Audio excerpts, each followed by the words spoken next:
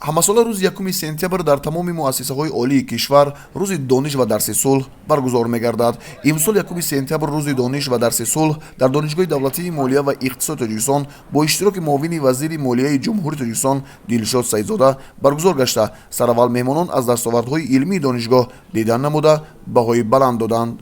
Сипас дар толори фарҳангии донишгоҳ бо иштироки ҳайати профессорону омӯзгорон ва донишҷӯён маҷлиси тантанавӣ таҳти унвони сулҳу дониш, пояи зиндагии шоиста ва ояндаи дурахшони миллат баргузор гардид. Сараввал ректори муассиса Бобоҷон Саторзода ҷамъоматро бо сухани ифтитоҳӣ оғоз намуда, ҳозиринро бо оғози соли таҳсили 2025-2026 ва рӯзи дониш муборакбод намуд.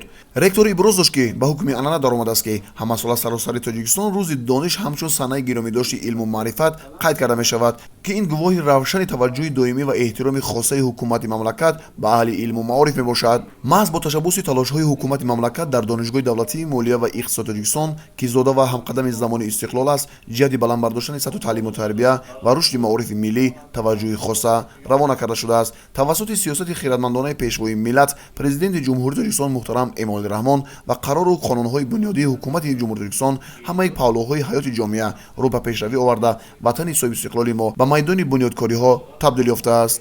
дар чунин марҳилаи созандагӣ ва тармими ҳаёти воқеии шаҳрвандони кишвари азизамон масъалаи мактабу маориф ва дар ин поя дастрасӣ ба технологияҳои пешрафтаи муосир тибқи талаботи меъёрҳои стандарти байналмилалӣ, тайёр намудани мутахассисони соҳиби ихтисос, огоҳии комил аз асрори кашфиёти илми ҷаҳонӣ ва дар ин замина таъмин намудани рушди босуръати ватани азизамон аҳамияти хосса пайдо мекунад.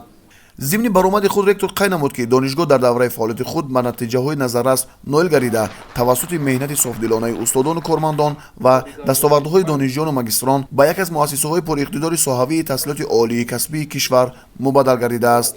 сипас муовини вазири молияи ҷумҳури Тоҷикистон Дилшод Саидзода аз номи ҳукумати мамлакат устодону донишҷӯёнро бо рӯзи дониш табрик намуда афзуд, ки дарси сулҳ дорои аҳамияти бузурги таърихӣ мебошад ва зина ба зина мо ба дастовардҳои назаррас дар ҷодаи илму маориф ноил гардида истодаем.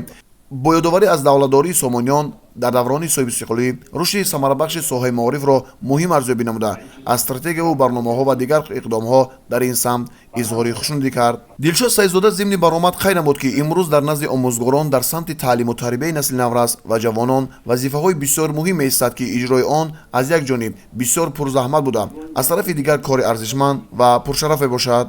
дар идомаи чорабинии мазкур профессори донишгоҳ Ҳамидуллохон Фақирзода изҳор намуд, ки дар меҳвари сиёсати мамлакат дониш, яъне тарбияи зеҳни инсон қарор дорад. ба андешаи номбурда оила, омӯзгор ва муассисаи таълимӣ дар таълиму тарбияи насли наврасу ҷавонон ба ҳам вобастагӣ доранд. мафсуф аз омӯзгорону донишҷӯён даъват ба амал оварданд, ки аз шароитҳои созгор истифода бурда ҷасорати касбӣ нишон дода, ҷиҳати донистани забон, технологияи замонавӣ ва рушди камолоти хеш саъй намоянд.